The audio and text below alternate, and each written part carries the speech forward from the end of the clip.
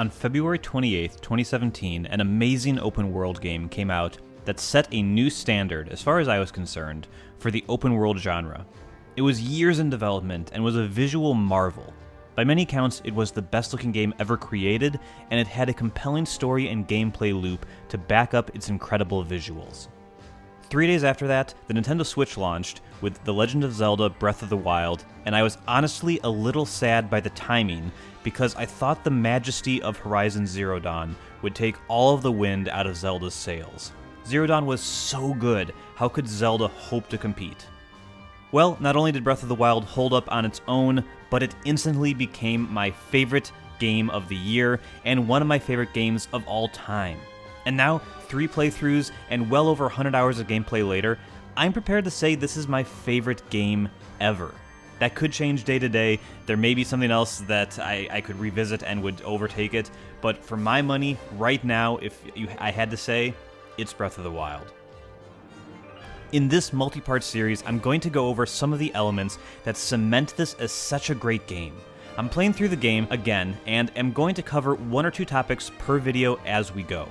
I think that Breath of the Wild succeeds by nailing a bunch of little stuff and then mixing them together into a package that's incredibly compelling. So first up, let's talk about difficulty. Breath of the Wild isn't the hardest game in the world, but it's definitely not easy either. Unlike many other Zelda games where it's not unusual to complete the entire game without dying once, Breath of the Wild will kill you, and it will probably do it dozens if not hundreds of times. And the game has tons of ways that it can kill you. You might die at the hands of a random enemy in the open world. You might fall to your death off a cliff while climbing. You might drown as you try to swim across a river that's just a bit too wide.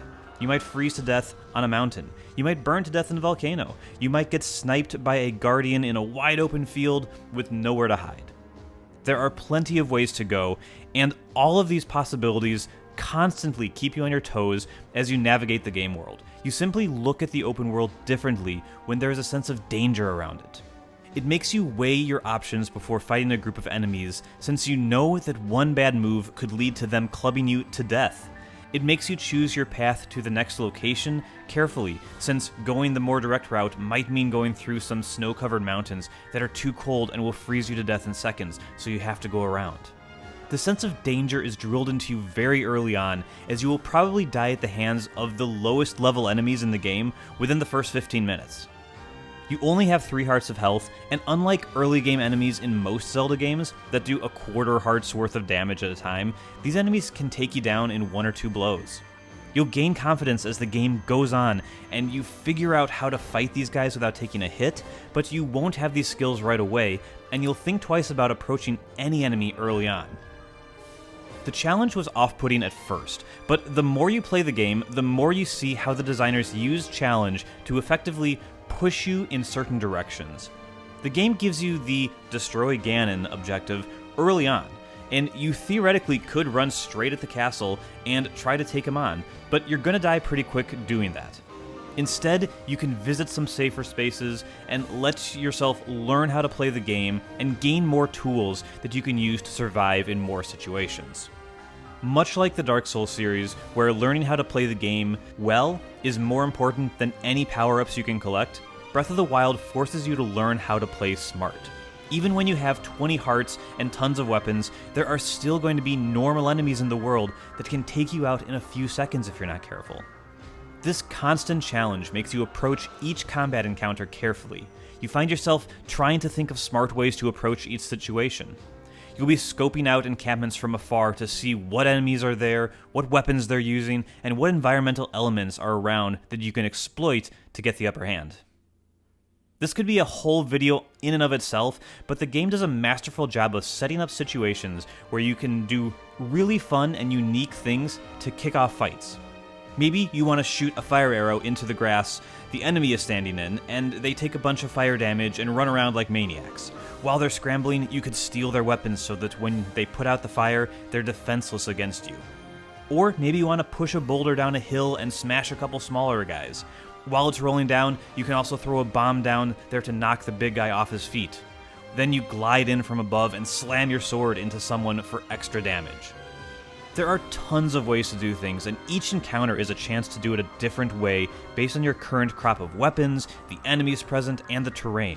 And because running straight into a bandit camp and swiping each one with your sword is dangerous, you're more likely to find smart, interesting approaches to these encounters. It's the game coaxing you to play the fun way, all without appearing to be forcing you to do anything specific, which is always great. And even if you zoom in on specific one-on-one encounters, the game does a good job of making these engaging. Enemies strafe and approach you in a bunch of different ways, and you need to learn how different enemies fight so you can defend yourself effectively. This can all be learned in the field, but there are also shrines that don't have any puzzles, but instead have a single robotic foe you need to defeat. These are, quote, tests of strength, as the game calls them, and they help you get better at dodging, noticing enemies' tells, parrying their attacks, and using the environments to your advantage. All within a controlled environment that lets you focus only on the battle tactics at hand. Breath of the Wild has a lot of things going for it, but I really think that the difficulty level helps make everything else sing. Because it's challenging, you play with the game physics more to defeat your foes. Because it's challenging, you miss your weapons even more when they break. Because it's challenging, you explore the open world instead of just mainlining to the next objective. Because it's challenging, you celebrate your victories a little more. Breath of the Wild would still be a great game if it was a cakewalk. But I think that the clever ways it challenges you to play smart enhances all of its other wonderful qualities. Again, we're not talking Dark Souls here, and I'm sure some people think this game is a breeze. But for a Zelda game, this is maybe the hardest one yet, at least in terms of finding ways to kill you. I found it to strike a great balance of being hard enough to make me think about my actions, but not hard enough to actually stop me in my tracks too often. I truly adore this game, and I hope you stick around for the next segment where we dig into another of the many things that make Breath of the Wild such a special experience. Thank you so much for watching.